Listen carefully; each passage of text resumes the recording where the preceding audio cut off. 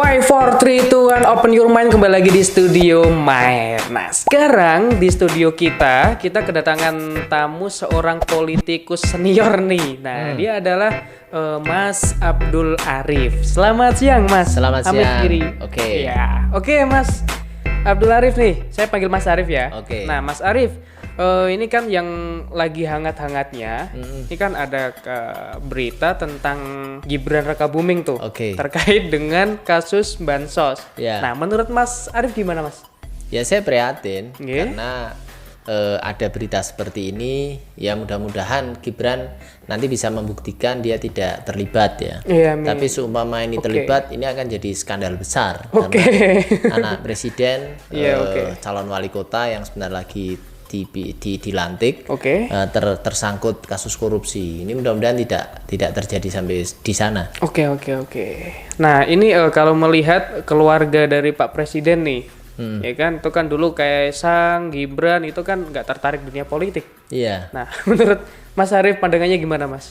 Iya, ini salah satu daya tarik Pak Jokowi pada saat Pilpres 2014, 2019 itu karena dia bisa menjadi antitesis, menjadi kebalikan dari figur presiden-presiden sebelumnya. Ya, ada Pak Harto yang keluarganya berbisnis, ada Bu Megawati yang anaknya berpolitik, ada Pak SBY yang putra-putranya AHY juga ya. berpolitik ya. Iya. Nah, ini Pak Jokowi ini menarik calon presiden waktu itu, tapi putra-putranya tidak tertarik politik. Dia lebih tertarik dengan dunia bisnis yang itu jauh dari kontrak-kontrak dengan pemerintah. Iya, benar. Ya, ngurus martabak, ngurus pisang. Ya, itu bagus itu. saya pribadi dan mungkin banyak rakyat Indonesia yang kagum Iya, dengan profil Oke. keluarga itu. Oke. Tapi kalau belakangan ternyata meskipun dulu mengatakan tidak tertarik politik, ternyata tiba-tiba menjadi wali kota. Oke. Nah, itu pertanyaan besar. Oh, berarti ya ini keluarga Pak Jokowi bukan antitesis presiden sebelumnya. Ya 11-12 lah. Berarti kan ujung-ujungnya juga tertarik politik, mengincar jabatan publik. Nah, yang kami prihatin itu mengapa itu dilakukan pada saat Pak Jokowi masih menjabat. Lebih elok kalau Dikhawatirkan itu ada tidak. politik dinasti gitu ya. Iya, jadi salah satu yang kita tentang dari Orde Baru itu kan KKN. Korupsi, kolusi, nepotisme, ya kan? ya. Ini bagian dari nepotisme. Oke. Bagaimana memfasilitasi keluarga, kerabat, saudara masuk ke dunia politik atau dunia Lalu bisnis. apa salahnya, Mas, kalau kalau politik dinasti? Ya, itu nepotis tadi. Iya. Saya pertanyaanmu apa salahnya dengan nepotisme? Iya. Ya, nepotisme itu merusak sistem demokrasi karena seseorang tidak dinilai dari kinerja dan kapasitas, tapi dinilai dari kedekatannya kepada pusat Ya, kekuasaan. tapi kalau punya kapasitas sebagai pemimpin kan nggak ada salahnya dong, Mas. Betul, punya Kalau kapasitas kapasitas ya. dan kapasitas itu akan teruji Ya. pada saat bapaknya sudah tidak menjabat. Oh, Karena berarti sebaiknya menurut jenengan kalau Gibran mau mencalonkan itu nunggu Pak Jokowi selesai dulu. Iya, itu etiknya begitu. Etiknya begitu karena pada saat Pak Jokowi sudah nggak menjabat, kok Gibran itu tampil memperebutkan jabatan publik, itu kapasitasnya akan betul-betul teruji. Kalau hari ini Gibran sebagai pribadi dengan Gibran sebagai anak presiden, bagaimana cara membedakan? Kan sulit gitu loh. Iya, oke. Kembali lagi di tema kita tadi terkait bansos nih, Mas ya. Ya. Nah, pendapat jenengan gimana nih?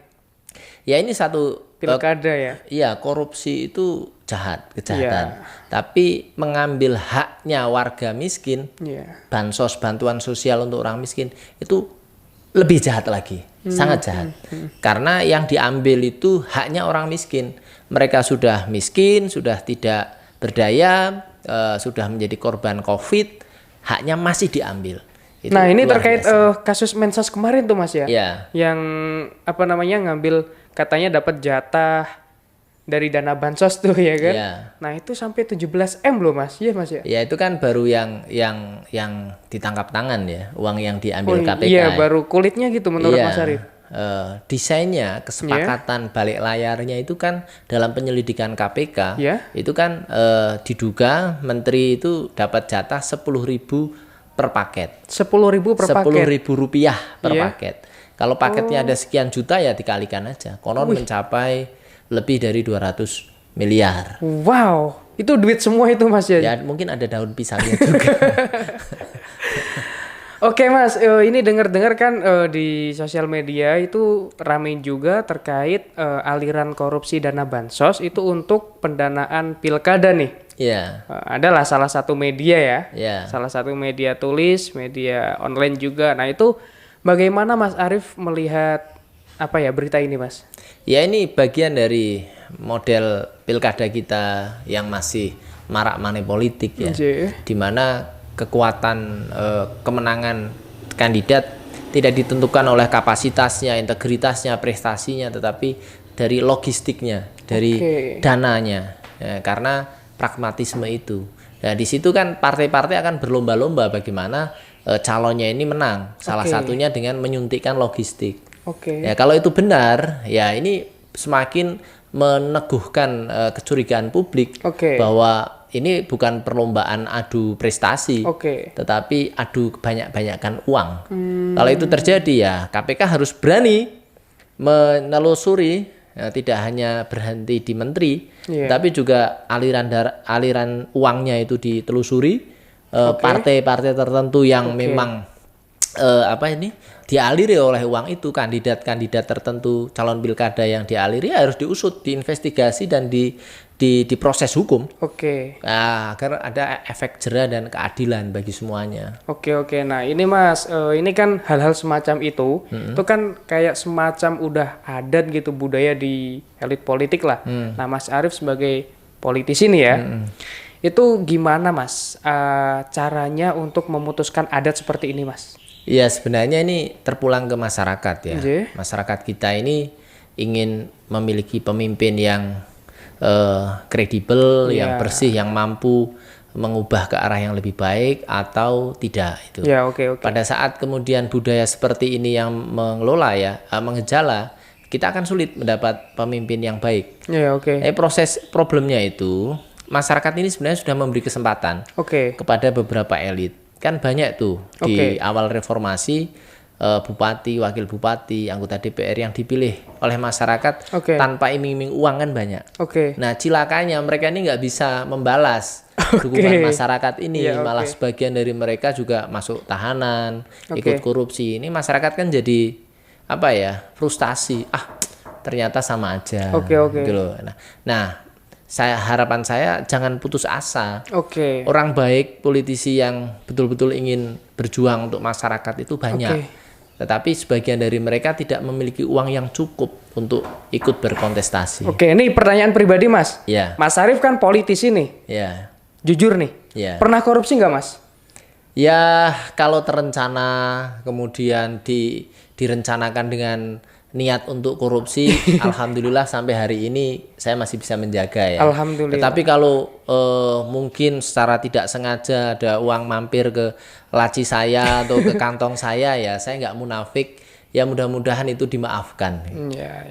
Tapi bukan korupsi uang rakyat kan kalau gitu? Iya, saya masih ada batas dan masih menjaga lah dari hal-hal yang seperti itu. Mas Arief, pesan terakhir nih ya. Mungkin ada yang disampaikan untuk para elit politik kita nih. Untuk Indonesia lebih maju tentunya. Ya, kita ini menikmati demokrasi dari hasil perjuangan mahasiswa tahun 98. Bagaimana kita bisa menjawab kepercayaan yang diberikan masyarakat ini dengan baik. Buktikan kita bisa bekerja, mengubah keadaan menjadi lebih baik. Pesan-pesannya Mas untuk elit politik terakhir? Ya itu, mari kita bekerja, kemudian untuk kemakmuran masyarakat. Orang miskin itu harus kita tolong. Jangan kita colong. Nice quote. So orang miskin itu harus ditolong, jangan dicolong. Makasih banyak Mas Arief. Kapan-kapan main lagi ya di Studio Mayer ya. Kita bahas yang lebih ekstrim lagi, kita buka-bukaan. Makasih Mas Arief. Stay here, Studio Mayer. You.